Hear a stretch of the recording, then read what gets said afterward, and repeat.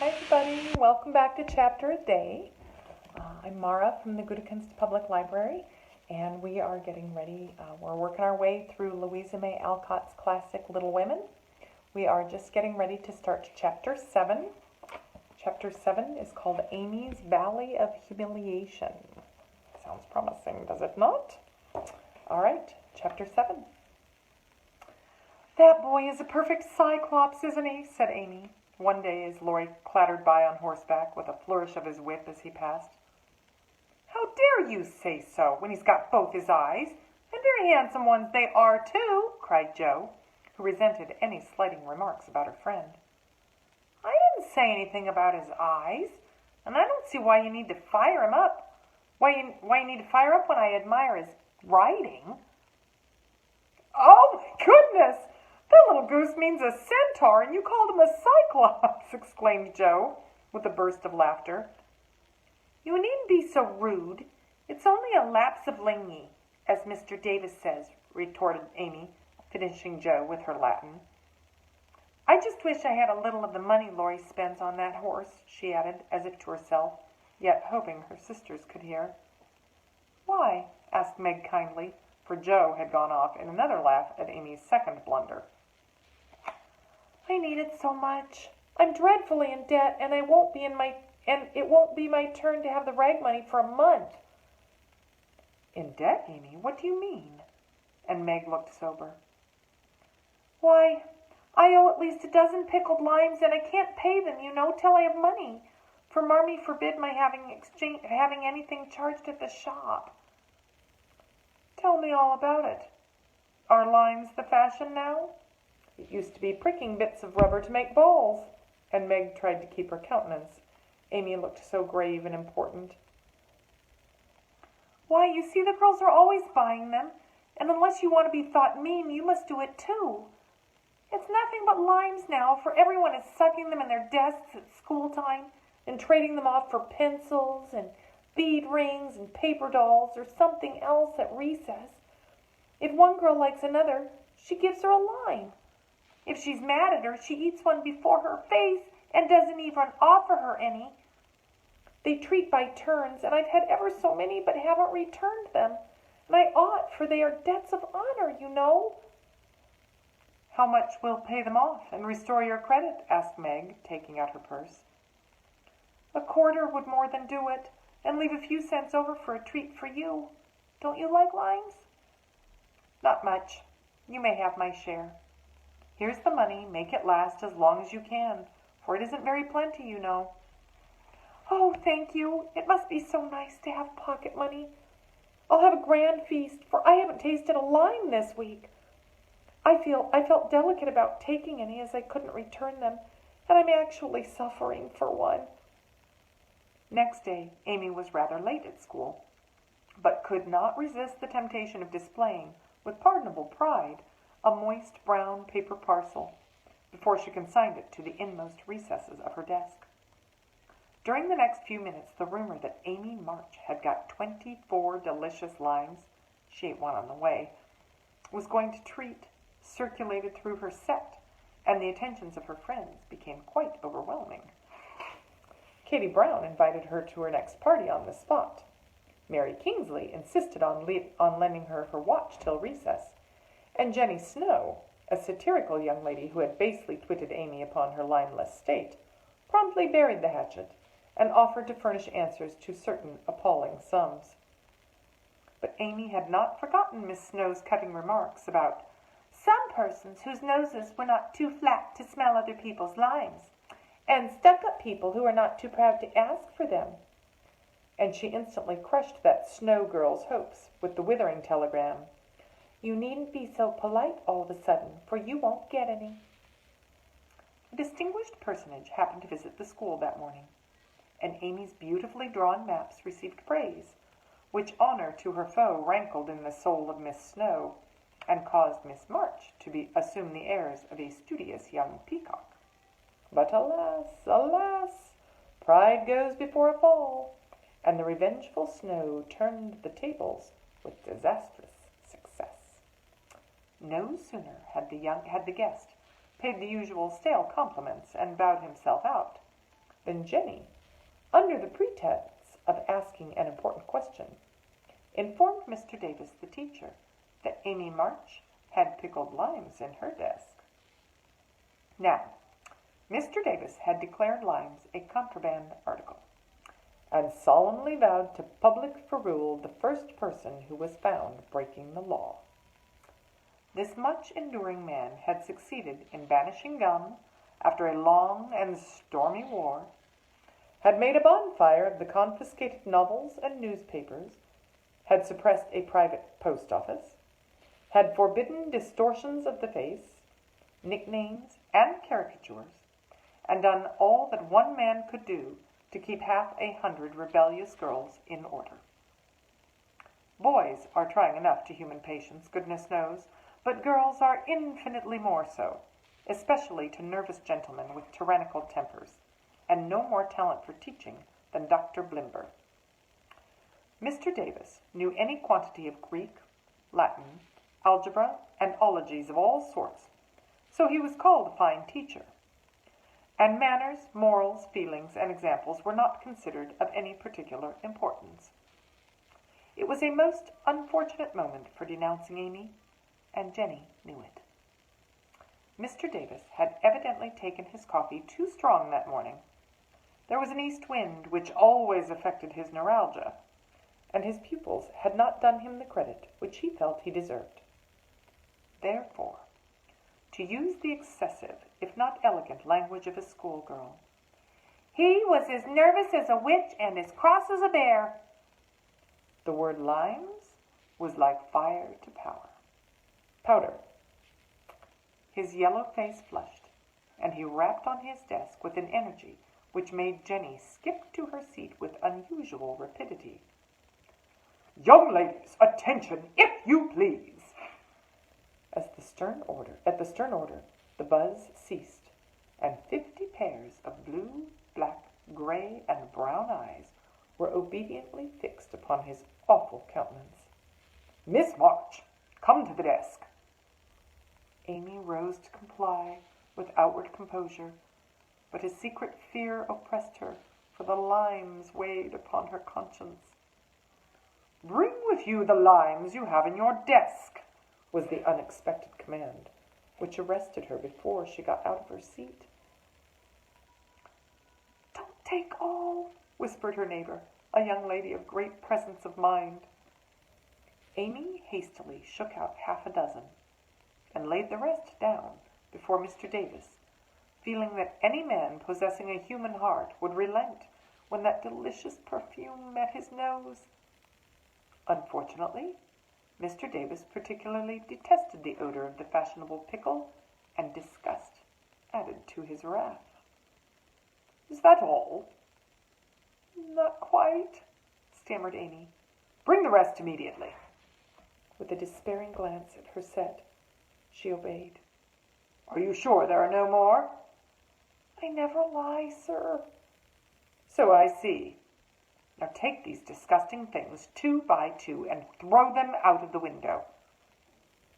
There was a simultaneous sigh, which created quite a little gust as the last hope fled, and the treat was ravished from their longing lips. Scarlet with shame and anger, Amy went to and fro 12 mortal times, and as each doomed couple, looking oh so plump and juicy, fell from her reluctant hands, a shout from the street completed the anguish of the girls, for it told them that their feast was being exulted over by the little Irish children who were their sworn foes. This was too much. All flashed indignant or appealing glances at the inexorable Davis, and one passionate lime lover burst into tears. As Amy returned from her last trip, Mr. Davis gave a portentous ahem, and said in his most impressive manner, "Young ladies, you remember what I said to you a week ago. I am sorry this has happened, but I never allow my rules to be infringed, and I never break my word. Miss March, hold out your hand." Amy started. and put both hands behind her, turning on him an imploring look which pleaded for her better than the words she could not utter. She was rather a favorite with old Davis, as of course he was called, and it's my private belief that he would have broken his word if the indignation of one irrepressible young lady had not found vent in a hiss. That hiss, faint as it was, irritated the irascible gentleman and sealed the culprit's fate. "Your hand, Miss March," was the only answer her mute appeal received.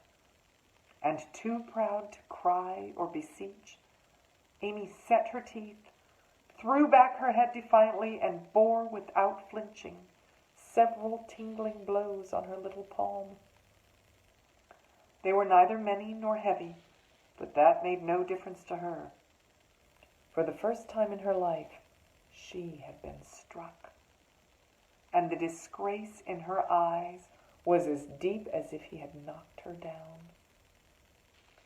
"You will now stand on the platform till recess," said Mr. Davis, resolved to do the thing thoroughly since he had begun. That was dreadful. It would have been bad enough to go to her seat and see the pitying faces of her friends, or the satisfied ones of her few enemies. But to face the whole school, with that shame fresh upon her, seemed impossible. And for a second she felt as if she could only drop down where she stood and break her heart with crying. A bitter sense of wrong and the thought of Jenny Snow helped her to bear it. And taking the ignominious place, she fixed her eyes on the stove funnel above what now seemed a sea of faces, and stood there so motionless and white that the girls found it very hard to study with the pathetic little figure before them. During the 15 minutes that followed, the proud and sensitive little girl suffered a shame and pain which she never forgot. To others it might seem a ludicrous or trivial affair, but to her it was a hard experience. For during the 12 years of her life she had been governed by love alone, and a blow of that sort had never touched her before. The smart of her hand and the ache of her heart were forgotten in the sting of the thought, "I shall have to tell it home, and they will be so disappointed in me." The 15 minutes seemed an hour, but they came at last to an end, and the word recess had never seemed so welcome to her before. "You can go, Miss March," said Mr. Davis, looking, as he felt, uncomfortable. He did not soon forget the reproachful look Amy gave him, as she went, without a word to anyone, straight into the anteroom, snatched her things, and left the place forever, as she passionately declared to herself. She was in a sad state when she got home, and when the older girls arrived some time later, an indignation meeting was held at once. Mrs. March did not say much, but she looked disturbed, and comforted her afflicted little daughter in her tenderest manner. Meg bathed the insulted hand with glycerin and tears. Beth felt that even her beloved kittens would fail as a balm for griefs like this, and Joe wrathfully proposed that Mr. Davis be arrested without delay, while Hannah shook her fist at the villain, and pounded potatoes for dinner as if she had taken him under her pestle.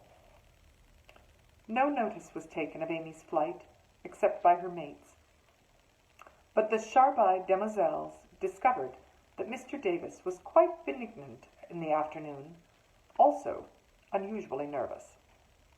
Just before school closed, Jo appeared, wearing a grim expression, as she stalked up to the desk and delivered a letter from her mother, then collected Amy's property and departed, carefully scraping the mud from her boots on the doormat, as if she shook the dust of the place off her feet. "Yes, you can have a vacation from school, but I want you to study a little every day with Beth," said Mrs. March that evening. "I don't approve of corporal punishment, especially for girls. I dislike Mr. Davis's manner of teaching, and don't think the girls you associate with are doing any good. So I shall ask your father's advice before I send you anywhere else." "Oh, that's good. I wish all the girls would leave and spoil his old school. It's perfectly maddening to think of those lovely limes," sighed Amy, with the air of a martyr. "I am not sorry you lost them, for you broke the rules and deserved some punishment for disobedience," was the severe reply, which rather disappointed the young lady, who expected nothing but sympathy. "Do you mean you're glad I was disgraced before the whole school?" cried Amy. "I should not have chosen that way of mending a fault," replied her mother, "but I am not sure that it won't do you more good than a milder method. You are getting to be altogether too conceited and important, my dear, and it is quite time you set about correcting it. You have a good many little gifts and virtues, but there is no need of parading them, for conceit spoils the finest genius. There is not much danger that real talent or goodness will be overlooked long. Even if it is, the consciousness of possessing and using it well should satisfy one, and the great charm of all power is modesty." "So it is," cried Laurie, who was playing chess in a corner with Joe. "I knew a girl once who had a really remarkable talent for music, and she didn't know it. Never guessed what sweet little things she composed when she was alone, and wouldn't have believed it if anyone had told her." "I wish I'd known that nice girl. Maybe she would have helped me. I'm so stupid," said Beth, who stood beside him listening eagerly. "You do know her, and she helps you better than anyone could," answered Laurie, looking at her with such mischievous meaning in his merry black eyes that Beth suddenly turned very red and hid her face in the sofa cushion, quite overcome by such an unexpected discovery. Joe let Laurie win the game, to pay for that praise of her Beth, who could not be prevailed upon to play for them after that compliment. So Laurie did his best, and sung delightfully, being in a particularly lively humor, for to the Marches he seldom showed the moody side of his character. When he was gone, Amy, who had been pensive all the evening, said suddenly, as if busy over some new idea, "Is Laurie an accomplished boy?" "Yes, he has had an excellent education, and has much talent. He will make a fine man if not spoilt by petting," replied her mother. "And he isn't conceited, is he?" asked Amy. "Not in the least. That's why he's so charming, and we all like him so much." "I see. It's nice to have accomplishments and be elegant, but not to show off or get perked up," added Amy thoughtfully. "These things are always seen and felt in a person's manner and conversation, if modestly used, but it is not necessary to display them," said Mrs. March. "Any more than it's proper to wear all your bonnets and gowns and ribbons at once, that folks may know you've got 'em," added Joe, and the lecture ended in a laugh. And that is the end of Chapter 7. Tomorrow we will pick up with Chapter 8, Joe Meets Apollyon. Thanks for joining me. Have a great afternoon.